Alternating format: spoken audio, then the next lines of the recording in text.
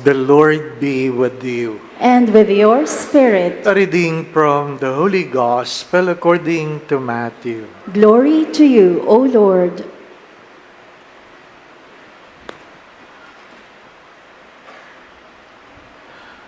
One of the 12, who was called Judas Iscariot, went to the chief priests and said, "What are you willing to give me if I hand him over to you?" They paid him 30 pieces of silver. And from that time on, he looked for an opportunity to hand him over. On the first day of the feast of unleavened bread, the disciples approached Jesus and said, "Where do you want us to prepare for you to eat the Passover?" He said, "Go into the city to a certain man and tell him, 'The teacher says, my appointed time draws near. In your house I shall celebrate the Passover with my disciples.'" The disciples then did as Jesus had ordered and prepared the Passover. When it was evening, he reclined at table with the 12. And while they were eating, he said, "Amen, I say to you, one of you will betray me." Deeply distressed at this, they began to say to him, one after another, "Surely it is not I, Lord." He said in reply, "He who has dipped his hands into the dish with me is the one who will betray me. The Son of Man indeed goes as it is written of him, but woe to that man by whom the Son of Man is betrayed. It would be better for that man if he had never been born." Then Judas, his betrayer, said in reply, "Surely it is not I, Rabbi." He answered, "You have said so."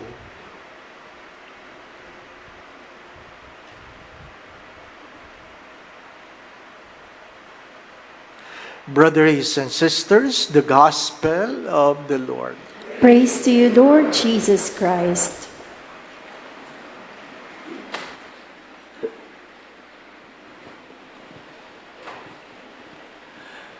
Today, we formally end Lent. Lent is from Ash Wednesday to Holy Wednesday. Tomorrow is already the Paschal Triduum, which is not part of Lent. And Sunday is the new season, we call it Easter season. If you have listened carefully to the readings, I do not know if you would agree on this, that the readings of today is the saddest compared to the Passion narrative.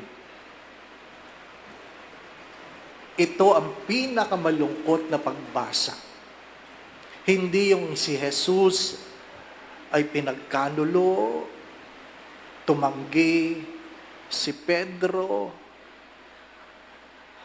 bago tumilaw ang manok, hinagupit, ano pa, nagbuhat ng krus, pinako, namatay. Hindi yon.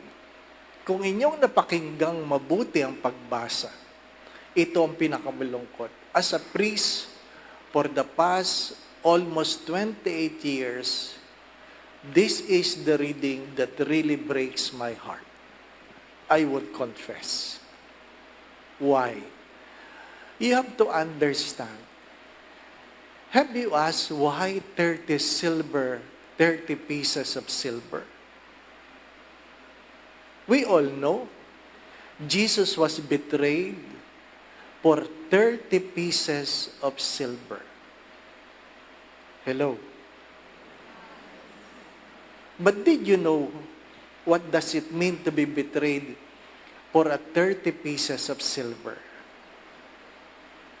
We don't know. What's the meaning? In the ancient Hebrew tradition, 30 pieces of silver is the worth of a slave. You want to buy a slave? It will cost you 30 pieces of silver. Can you imagine how Jesus felt that you are only betrayed and valued as a slave? And you have been calling me master. You have been calling me master. And Jesus knew that you are only waiting for an opportunity to hand me over. Di po ba, no? Kaya nga, siguro kung malaki-laking halaga, baka mapapaisip ka, di pa ba, no? Binibiro ko kayo. Di ba? Masakit yung nangabit yung asawa mo. Pero ang kinuha, pangit. Di ba? Kasi malaking insulto yun sa iyo. Masakit yung ikaw ay pinagkanulo, pero pinagpalit ka lang sa halaga ng isang alipin. Yun ang mas masakit. Nakukuha po ninyo? Na hindi natin napapagtuunan ng pansin. Nakita mo lahat ng milagro. Nasaksihan mo lahat. Ipinagkatiwala ko sa iyo ang pera. Di po ba, ano? Siya ang taghawak ng pera. Pinagpalit ka lang sa 30 piraso ng pilak. At yun ang masakit. At kasalo mo siyang kumakain. At sinabi na niya, ipagkakanulo ako. At sinabi niya, sino magkakanulo? Yung sabay na sasawsaw sa akin. Alam na niya. Di po ba? Ano? Alam niya. Sumausaw siya na sabay. At bigla niya sinabing, hindi ako. Di po ba? Ano? Kung inyong napagtunan ng pansin, alam po ninyo, hindi tayo kumakain kasalo ang ating kaaway. Kung nandyan ang kaaway mo, hindi mo magawang kumain. Pero nandun, magkasalo kayo. Magkatabi pa rin kayo sapagkat ikaw ang kanang kamay. Ano ang pinakamasakit na sinabi ni Kristo? Hindi yung Eli, Eli, di ba? My God, why have you abandoned me? Hindi yun ang pinakamasakit. Ang pinakamasakit na sinabi ng Diyos ay, sana di ka na lang pinanganak. Wala na sasakit doon. There is nothing more painful on those words. If you read and reread the scriptures, umiyak si Jesus. Tumangi siya sa harapan habang tinitingnan niya ang templo. Tumangi siya nang makita niyang si Lazarus ay patay na. Pero minsan, hindi mo na kayang tumangis sa sobrang sama ng loob. The 3 levels of sorrows is when you cry. The second level of sorrows and when you keep yourselves in silence. Yung nakikita nyo, yung mga tao, pag kayo, may dinalaw kayong namatayan, at nakakapagkwento pa, hindi pa yan malungkot. Pero pag hindi na nagsasalita, malungkot talaga yan. Malungkot talaga yan. The highest level of sorrow is when the person begins to sing alone. That's why the book of Psalms are prayers of two extreme extreme joy and extreme sorrows. Extreme joys and extreme sorrows. Mga awit, kasi yung masayang masaya, talagang umaawit yan. Kahit paulit-ulit ang letra. Di pa ba, no? Naranasan nyo yan. Ha? Paggising nyo sa umagang masayang masaya kayo, yung mag-asawa na may nangyari kagabi. Di ba? Kanta kayo ng kanta. Kahit sala ang letra. Masaya kayo eh. Di ba ba, no? Pero, pag malungkot na malungkot, kumakanta din. Kaya, marami sa mga talata na sinabi ng Diyos na susulat sa aklat ng mga awit. Sana'y hindi ka na lang ipinanganak. Di ba? Yung sabihin sa'yo ng asawa mo, sana hindi na lang ikaw ang naging asawa ko. Di po ba, ano? Pero napakasakit nun. Nasasabihin sa'yo ng iyong anak, sana hindi ikaw ang nanay ko.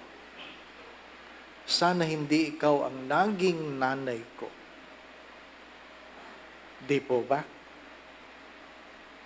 Kasi yung asawa, namili ka eh. Tinanong ka pa ng pare, sigurado ka pa? Opo, opo. Talaga ba? Opo, opo. 3 beses kang tinanong, hindi po ba? Ano? Opo, opo. Talaga nga. Pero, yung anak, hindi mo naman pinili, di po ba? Ano? Kaya mas masakit yon na yung anak mo magsasabi sa iyo, sana hindi na lang ikaw ang magulang ko. My dear friends, my dear brothers and sisters, you know that Jesus spent the whole evening praying for His disciples. He could have not chosen Judas, but He did. He did. He could have not chosen you, but He did. He could not have chosen me, but He did. Why? Why?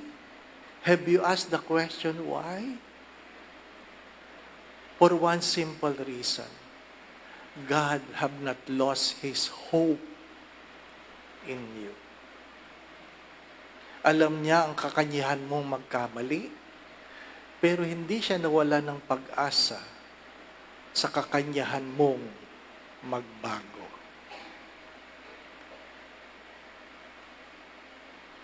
What I'm trying to say, understand the words.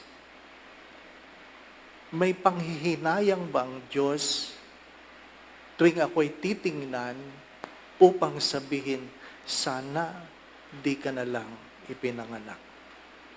You ask yourself. You ask yourself.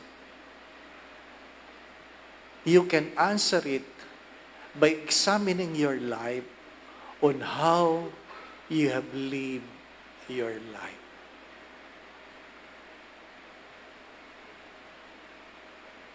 God could have given that life to someone else. But He has given it to you. Because He did not lose hope in you. Hindi siya nawawala ng pag-asa. Tayo yung mga Judas sa mga bagong panahon. Kung naintindihan mo yon, maintindihan mo ang mga mangyayari sa mga susunod na araw. Na sa gitna ng ating mga pagkakanulo, hindi nagbago ang pagmamahal ng Diyos. Amen. Going back to what I've said, my dear friends, my brothers and sisters, imagine how you would feel that you are simply valued as a slave. imagine, how would you feel? You are just being valued as a slave. Is your God worth 30 pieces of silver? It's a good invitation. Worth ba? Worth it ba? Yung pagmamahal ng Diyos sa aking pagkakasala. Regardless, God loves us and have chosen us in spite of knowing how weak we are. If you can understand this, I guess you have understood the meaning of our celebration. Kung naintindihan mo na sa gitna ng iyong pagkukulang, minahal ka, maaring naintindihan mo na ang ating mga ginagawa. The Lord be with you. And with your spirit. And may Almighty God bless you and your family, the Father, and the Son, and the Holy Spirit. Amen. The Mass has been offered. We continue to love and serve the Lord. Thanks be to God.